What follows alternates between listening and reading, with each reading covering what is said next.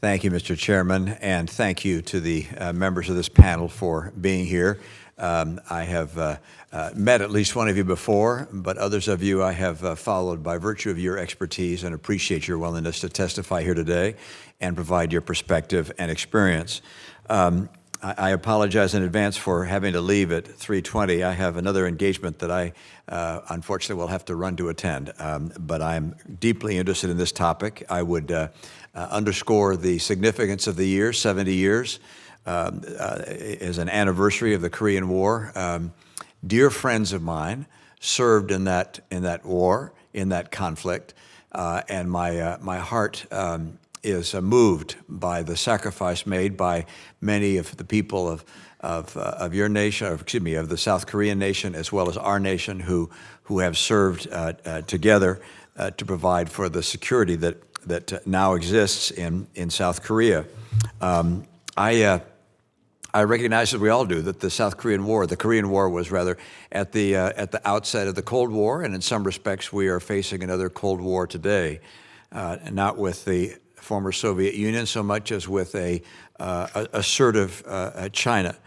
At the outset of those things, our circumstances are different. One is that the ROK has been an extraordinary technological leader and economic powerhouse.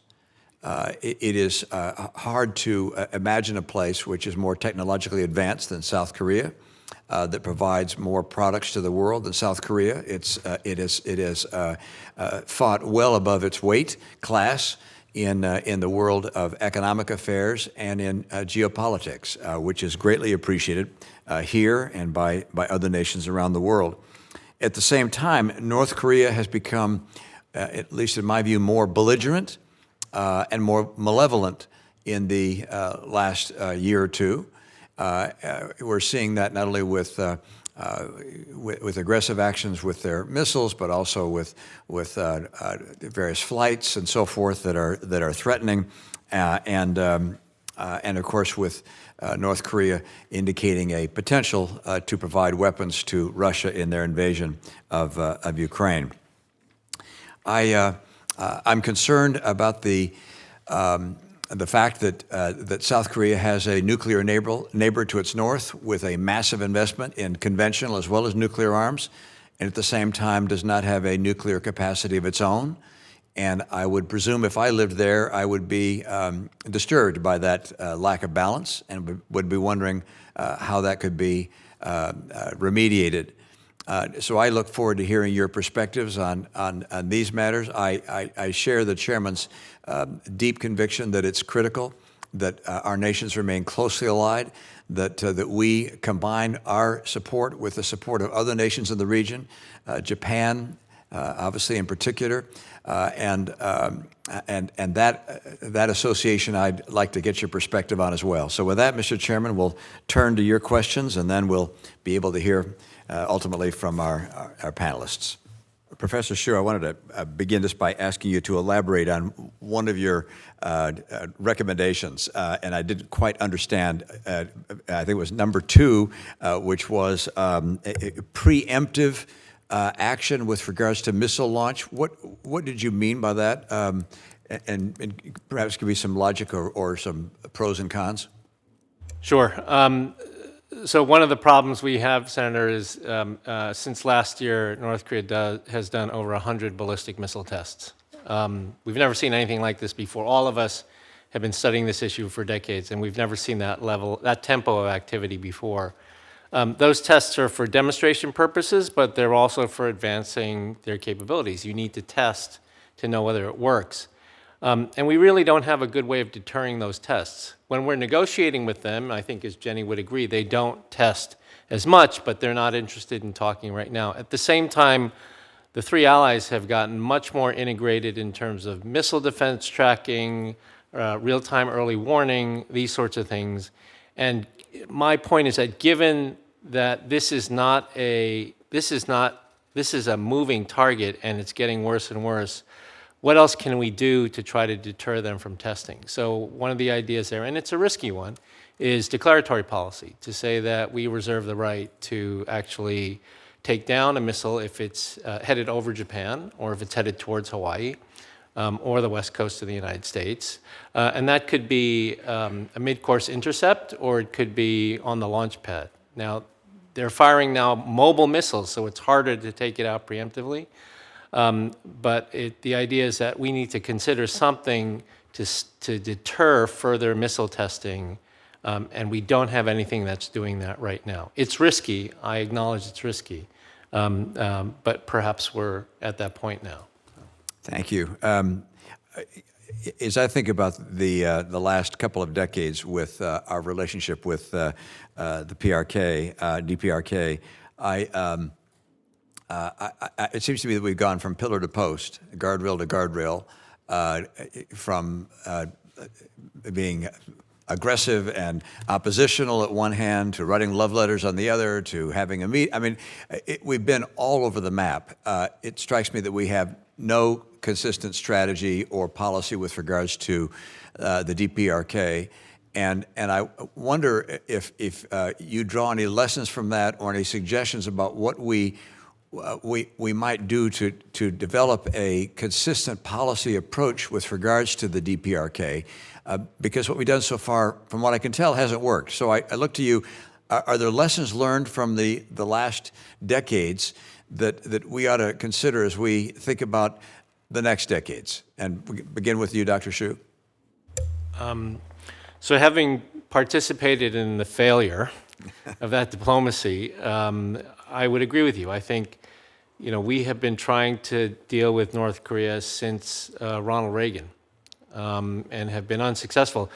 The deal that we put on the table effectively has been the same, which is, they freeze and dismantle their major programs in return for economic assistance, food, political recognition, and a peace assurance on the peninsula and the region. It's come in different formats, bilaterally or multilaterally, six-party talks, but I think we have to come to the realization that's not the deal that they want anymore. And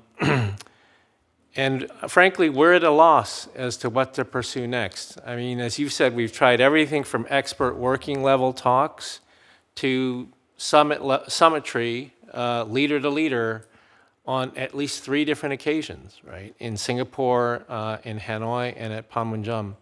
And none of those have reached a conclusion. I mean, I don't want to sound skeptical, but I think that it's very difficult to imagine a deal that would satisfy us that could be had with the current regime in North Korea. Or the things that they would want to have a serious negotiation are things that's very difficult for us to give up, like our alliance relationship with South Korea, our troops on the Korean Peninsula, our forces in Japan as well. So I guess one of the main lessons that I've learned from this is that it's not really the modalities of the negotiation or what's on offer. The problem right now is that the deal that makes the most sense from a U.S. and allied perspective is not the one the North Koreans want. Yeah, thank you. Mr. Snyder? Yeah, as I think about the history, and it's a long history, I think less about a cycle than about a progression in which things are getting worse. We are learning things about each other, and I think that what we are learning with each iteration is actually making it even more difficult to bridge the gap. And so I think that we did learn something, for instance, from engaging directly in summitry with Kim Jong-un, but the main thing I think we learned is that Kim Jong-un does not want to give up his nuclear weapons. And I think the main thing that he learned is that even though he thought he was entering into negotiations from a position of strength, he wasn't nearly powerful enough to coerce us into accepting him as a nuclear state. And so that dynamic is problematic, but I think that where the real challenge comes is that we have spent so much time focusing on denial that we have not necessarily looked as closely as we needed to about how we can stimulate the pace of change inside an authoritarian, near totalitarian regime in such a way is that it can evolve in order to make different choices. Yeah. And it's an exceedingly difficult challenge that I'm putting on the table. I think that's the reason why we've not been able to do it, is that our perspective on trying to counter their action has kind of inhibited us, and even in policy terms, inhibits us from trying to reach in to North Korea and generate the level of debate and even dissent that would actually be necessary for North Korea to change direction. Yeah. Thank you. Ms. Town? Thank you, Senator. It is an important question, and one that, there's no easy answers to. I think, part of this process is we have to understand that North Korea is also growing stronger every year. Where we started in negotiations with North Korea is not the North Korea it is today. And North Korea has nuclear weapons. This isn't a non-proliferation challenge. When we started negotiating in the 1990s, we were trying to prevent North Korea from building nuclear weapons. And we tend to still have that same proposition when we go into negotiations now, despite the fact that North Korea tested their first nuclear weapon in 2006 and has since then conducted 5 other tests. I think we need to understand that what we're dealing with now, the nature of the denuclearization challenge right now is not non-proliferation, it is disarmament. And I think that really takes a very different approach in order to solve of how do you convince an insecure country to disarm and to trust that we have their best interests at heart, especially when there are examples out there that would prove otherwise. And so I think, that's the fundamental problem with our approach today is that we still continue to hold on to this notion that we have time, that we can keep North Korea at the train station, and instead they're already racing down the track. And what we're trying to do is stop a moving train. So in doing so, I think we need to be more agile. I think one of the lessons we're learning is we need to be more agile. Right now, we tend to always approach this issue in a denuclearization-centric approach, where if North Korea is not willing to talk about denuclearization, which they are not right now, then we're left empty-handed. They have all of the agency to control the process. Because we're not really interested in talking about anything else at the moment, even though we do have other security concerns, and especially about preventing nuclear conflict on the Korean Peninsula. So I think we need to be we need to take these lessons to heart and actually start to pull that process apart instead of looking for the big ideal get to the end of the road kind of agreements. We need to start building this in steps.